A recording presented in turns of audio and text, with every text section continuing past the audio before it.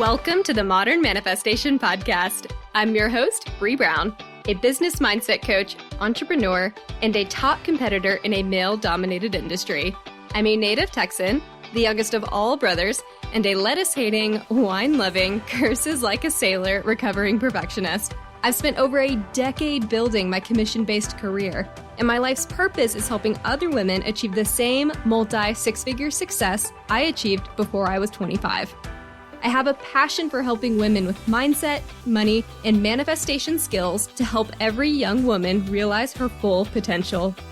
If you're looking for vulnerable conversations, professional development, inspiration, or even a kick in the ass to get you motivated, you have come to the right place. Thanks for checking out the Modern Manifestation Podcast. Now let's jump right in to today's topic.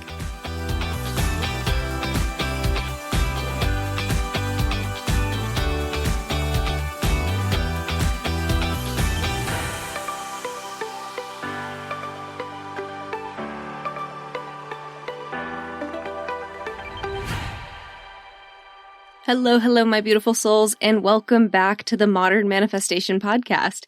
Today, at the request of some of my followers on Instagram, I am bringing back a topic we touched on really early on in my podcast production schedule. I'm pretty sure this may have been like the third or fourth episode, but today we are talking about dating yourself. So there could be a little bit of overlap from that previous episode, but I'm going to try to dive into this concept a bit more because people really wanted me to touch less on how to date yourself and more into what the purpose of it is. So that's what we're going to focus on today. And when I talk about dating yourself, really the idea that I'm trying to instill is becoming comfortable with yourself. And if you're already a confident person, you're probably like, oh, but I'm already comfortable with myself. Like, I love myself. I'm a boss ass bitch. I am all that is, everything. And if you're really lucky, you mean this and you genuinely love being you. However, sometimes a lot of us say things and we think things and we believe them intellectually. Like, we know that we are so worthy and so fucking valuable.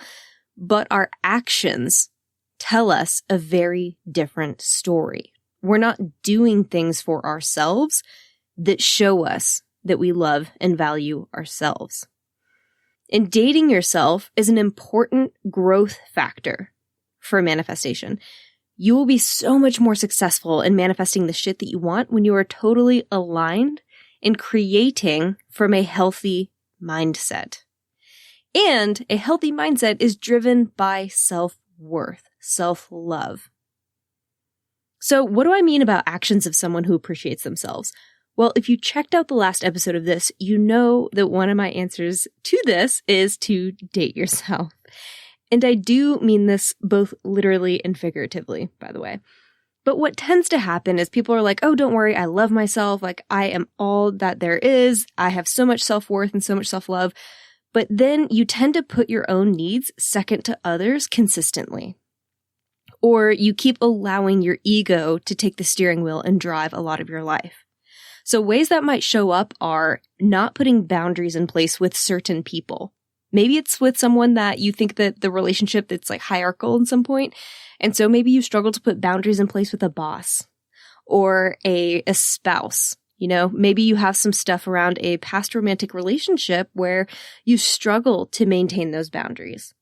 And it could be boundaries with yourself too. Like, maybe you're one of those people where you're always like, I want to wake up at this time every single morning and I want to kickstart my healthy routine.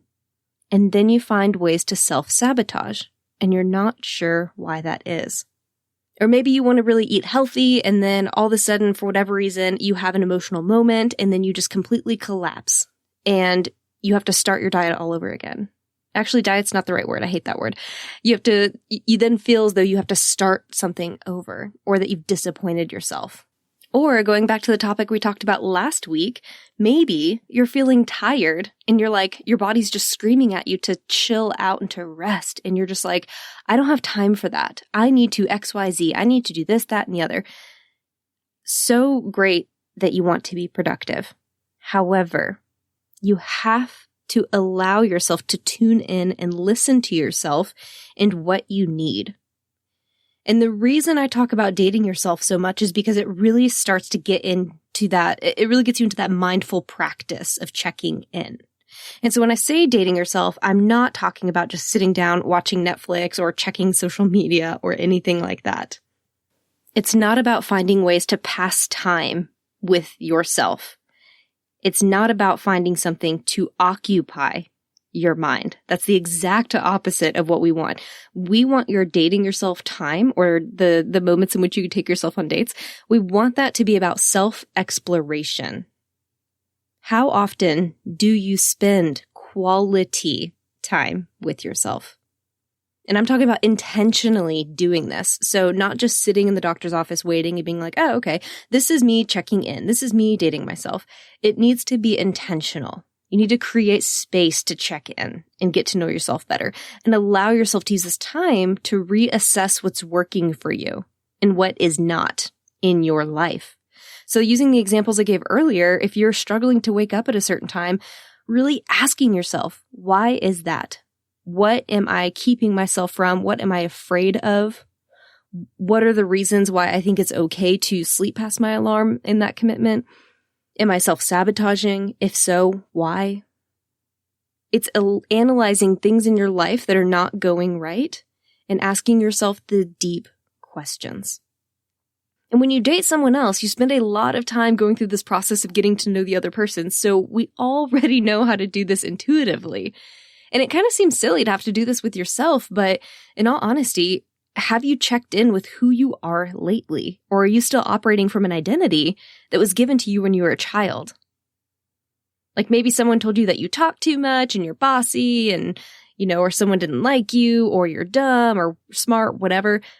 Are you still operating based on labels that were given to you in elementary? And do those still apply to you today? And you spend a hell of a lot more time with yourself in this life than you will with any other partner. So it's critical for you to date yourself. And yet, how many of us prioritize that? Like, how many of us are so quick to be like, oh, don't worry, I know who I am. I know myself. But if you never really spend time asking yourself the really deep questions that really get yourself stirring, then how do you know? Make time to get to know the current version of you. Not who you were yesterday, last month, last year, last decade. Who have you grown to be in this moment?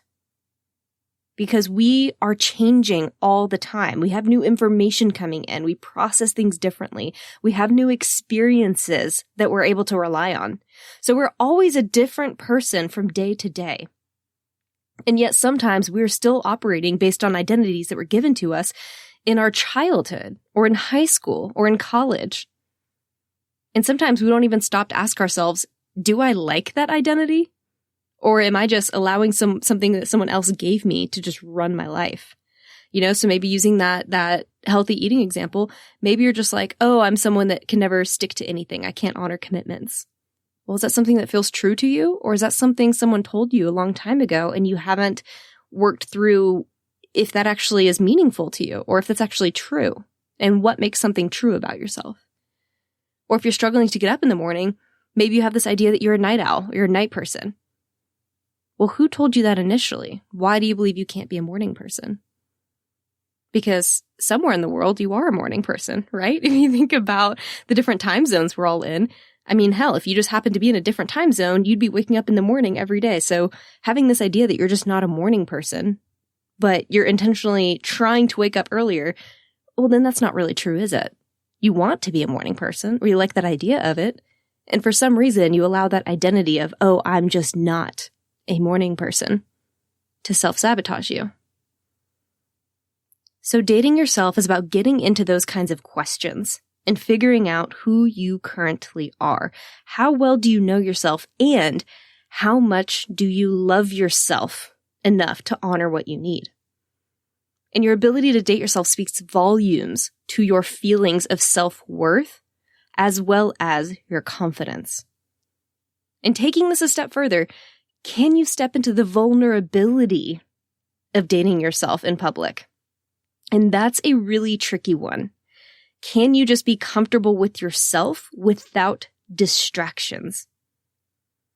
without the ego telling you that you look like a loser sitting at a table by yourself. And I know, I have had these thoughts and I have sat with them before. I have been the person that ordered a glass of wine like, oh my God, everyone's just looking at me feeling so sorry for me because I'm sitting at this table like by myself like an idiot. But how many times do you see someone else in a restaurant and you actually think that? Can you take yourself to dinner and enjoy it? Or even better and even harder, can you treat yourself to a solo traveling experience? Now, don't worry, if your heart's already constricting and you're like panicking just thinking about that, maybe that's not right for you just yet. Start with dinner, see what happens. Maybe use that as a way to practice this before stepping into something like a full-blown vacation. And I won't go back into my story since I covered this in the other podcast about dating yourself, but just briefly, we'll mention it because I think it's relevant. When I backpacked Europe alone, I painfully and vulnerably fell into dating myself out of necessity because I didn't know anyone in the freaking country. I had to be by myself all the time. And I wasn't about to just miss out on experiences just because I was alone, right? I wasn't going to let myself not go to that wine tasting or not go try that new pizza place out or not go get gelato just because I was alone. But the beautiful thing, too, is I had to ask myself, what do I want to do every day? And I had to realize that there were things that I was doing because I thought they were, quote unquote, what I should be doing. Like, I realized pretty quickly after sitting with myself that I don't like museums. I went to so many of them, and finally I was just like, everything's blurring together for me. I'm not even enjoying myself. I'm just trying to get through this thing as quickly as possible. Why did I feel the need to go into that museum? What was I trying to prove about myself? What did I actually want to do? And then I would go and allow myself to do that. So instead, I ended up taking like pasta making classes because that was something that really spoke to me. And it's like, I just had this idea that when you travel, you're supposed to go to museums. And anytime I've traveled with someone else, I do everything that they want to do, or I did do everything that they wanted to do. And I would never really speak up and ask for the things that I wanted. But when I backpacked, I was forced to. And it was such an experience of growth for me. And that is why I can't stop telling you guys about this, honestly, because it's so fucking important. And I'm so happy that I was forced to do that and forced to experience dating myself, because now I realize how valuable it is. And I wouldn't change it for the world.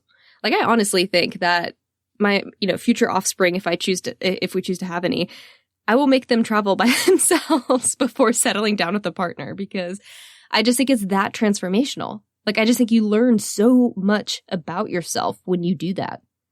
Because if you're not comfortable being alone with yourself and loving yourself, then how do you know that you're attracting the right people to you? So use this concept to really ask yourself the deep questions. How are your energy levels day to day? How do they change throughout the day? What do you need at every moment? What recharges you? What drains you?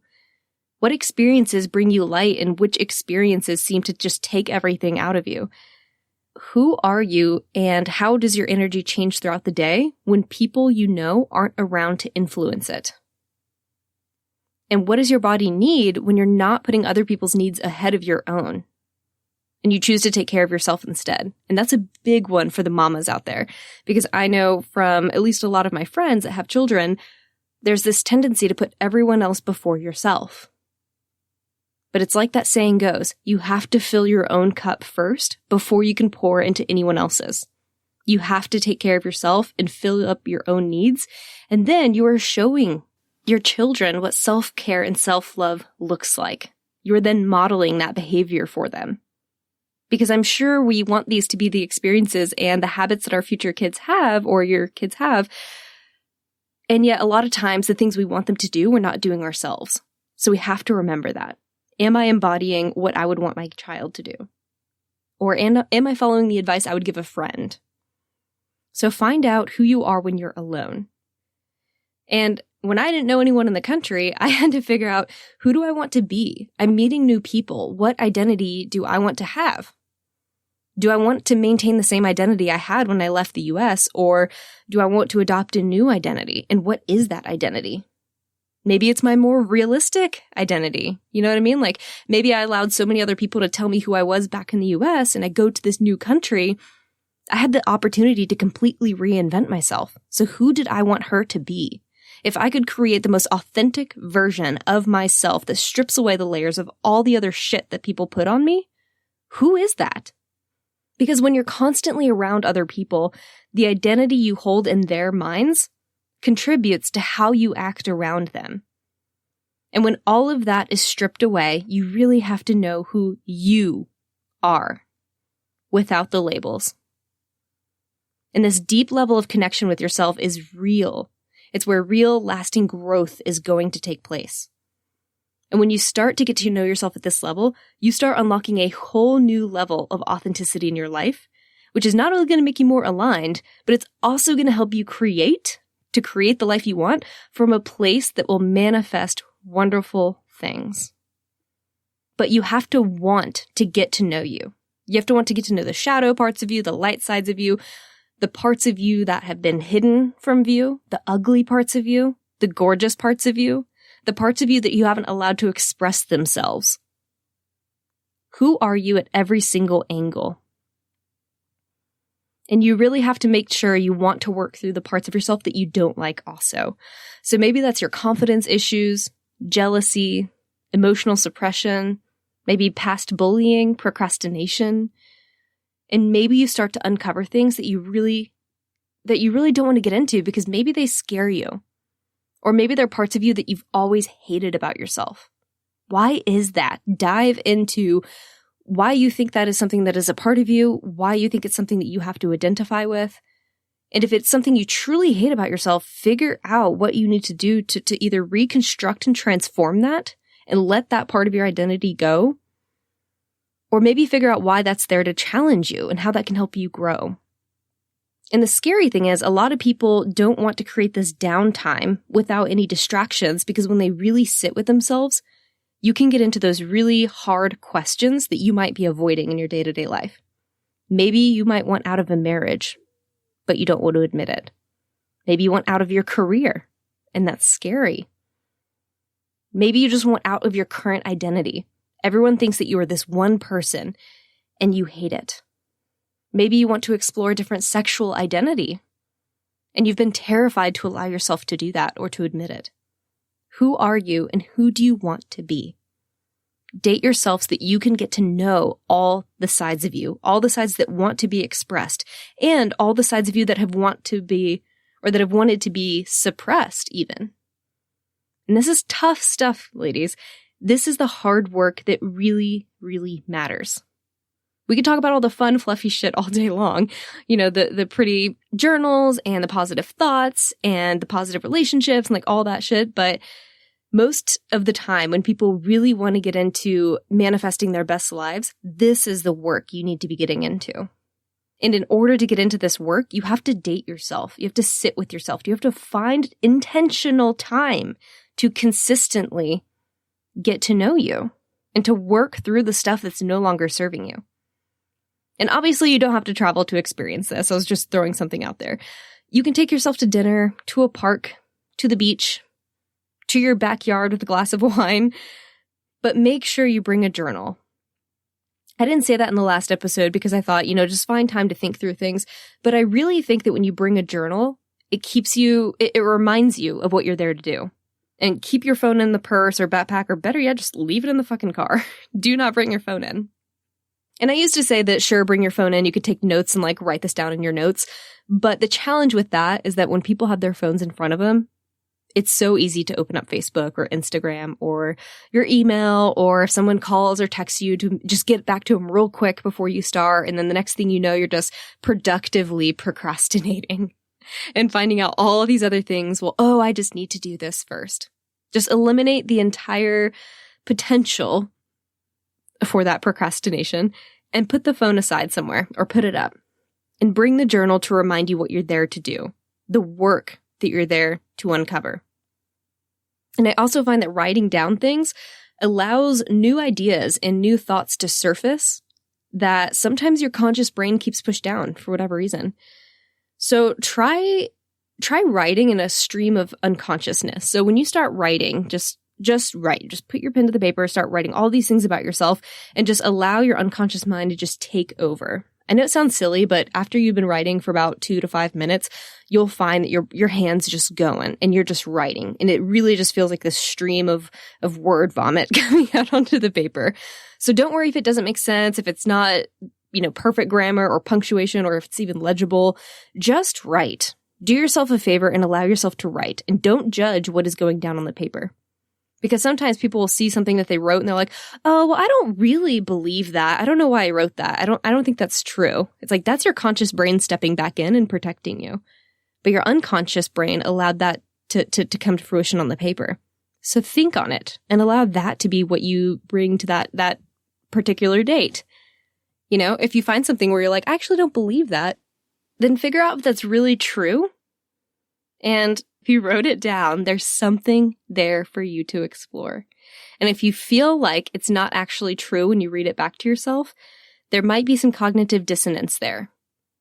So figure out or really explore that. It's worth it. Something's there. It's a little nugget for you to dive into. I think those kinds of things are especially beautiful when you're like, oh no, I don't have any limiting beliefs, or I don't actually believe that thing that I just wrote down. It's like, okay, analyze that, because for whatever reason, it came onto that paper. So figure out what that reason is. And write down just all of the things that you notice about yourself. If you need something to help you get started in this process. And I'm talking about like all of the things, not just the pretty things, right? And some other ideas are, maybe you can journal about the person you want to become. And maybe journal about who you are now. And if you have any idea of what you think your obstacles are, write those down too. Allow that to come onto the paper. And then begin to notice what you want and crave when it's just you. What do you crave doing, eating, feeling? What emotional sensations do you need? And a really important one is to notice what thought patterns you have. Like, how do you tend to talk to yourself internally? What is that internal dialogue that goes through your head all day? What are those patterns? And are they healthy or are they not healthy? Are they serving you or are they not serving you? So really start sitting with and journaling and figuring out what those thoughts are, because you can't change something that you're not aware of. And that's what this practice is. You're dating yourself to make intentional, consistent time so you can become aware of the things that aren't always apparent to you. And we think we can do this while driving or while doing the dishes or cleaning or like whatever your mental checkout zone is.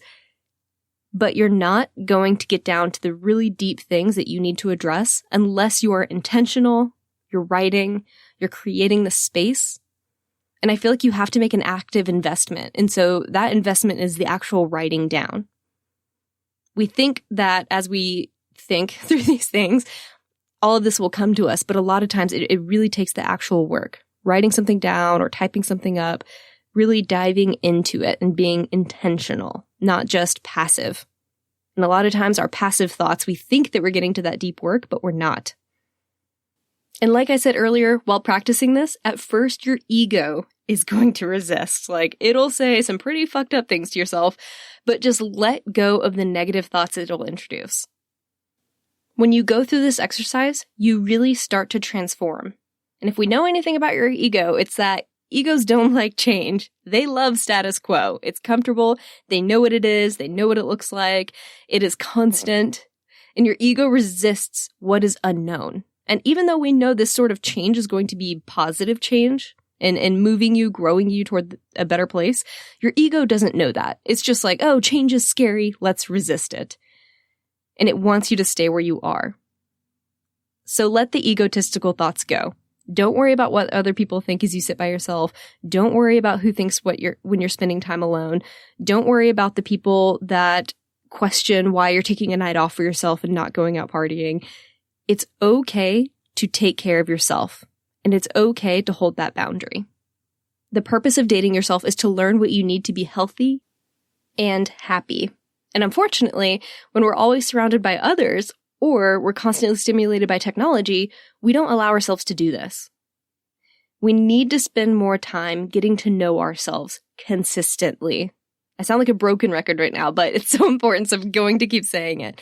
Do this regularly. It can't just be something you do once a decade. You constantly need to check in with yourself, see who you are, see what shit needs to be worked on in this moment. What do you need right now? So find out when you can make time to do this each week, at the very minimum, at least once a month, and use this time to really figure things out. So maybe if you're struggling with your dating life, you'd use this time to sit with yourself and figure out, what is your energy? What is the energy that you're communicating to other people? And what's the energy of the people that you are dating? Is this something you like, something you don't like? And what patterns do you notice in your dating life? What do you like about past partners? What do you not like about past partners? And how do you want that to be different? And what did you like about yourself when you were in a relationship? And what did you not like about yourself? So I know when I sat through this exercise before I found Evan, I realized that I was in a relationship with someone and it was a very jealous person. And I didn't like that about myself. I didn't want to be that jealous person. So I had to figure out, well, what the hell do I need to step out of that identity? I don't want to be that jealous woman of past girlfriends or friends that are girls or whatever. So what do I need to work on to figure my shit out and make sure that that's not an identity I hold? Because I wanted a relationship founded on trust and commitment and authenticity and openness. And I couldn't ask to be in a transparent relationship if I was going to be very jealous every time that person was transparent with me. So I knew that I had to do that work. And that's something I found out when I just sat with myself. So ask yourself things like, what can you do differently in this next relationship? What are your values? Did you allow your values to be compromised in the past? And if so, why? What do you need in a partner? What part did you play in ending your last relationship? I think that's a huge one to ask. And that's one thing I always love about people that have gone through therapy is they usually are able to articulate how they helped end the last relationship. And I think that's so healthy to know, what part did I play? Because relationships are always two people, and two people are always at fault when it ends. It's never just one person. So you have to be able to step into that role of, what did I do wrong? What could I have done better? So use this time to ask yourself the questions that you really don't want to sit with. Go deeper than you normally would allow time for or mental bandwidth for. What about you scares you? How does your body feel? What drains you? Dating yourself is less about how you can distract yourself. Instead, it's about getting rid of the distractions. It's about finding out who you are when you strip away the layers of other people's expectations. It's about finding out who you are at your core when all the lights are off. Meet her. Know her. Begin to love her. She's your biggest fan and your route to manifesting everything you want. But you have to create space to allow her to come to fruition. So make time this week. Start this week and create a consistent schedule. What day of the week will be your date night? What do you do with yourself? Do you go to dinner? Do you go grab a glass of wine? Do you walk the beach? Where can you sit down with your journal and invest in this time with you? You matter, you deserve it, and yes, it can be vulnerable, yes, it can be scary, but imagine who you'll be in a year if you spend this time with yourself every single week figuring out who you are and which parts of you still need work. That's the shit that matters. That's the shit that moves the needle. Thank y'all for tuning in with me today.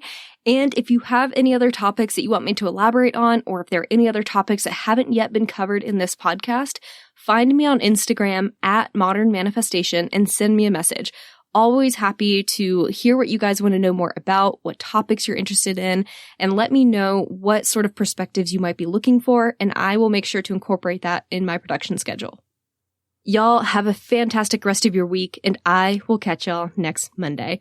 Until then, go out there and manifest some miracles. Thank y'all so much for hanging out with me today. If you enjoyed this podcast, hit subscribe so you can stay up to date with new episodes. As always, we would love it if you would share this episode with friends and family who could use the inspiration. As a new podcast show, we would really appreciate your honest feedback so I know what you like and what you could use more of. As a thank you for leaving us a rating, we will send you our 7 weekly tips to create space for abundance.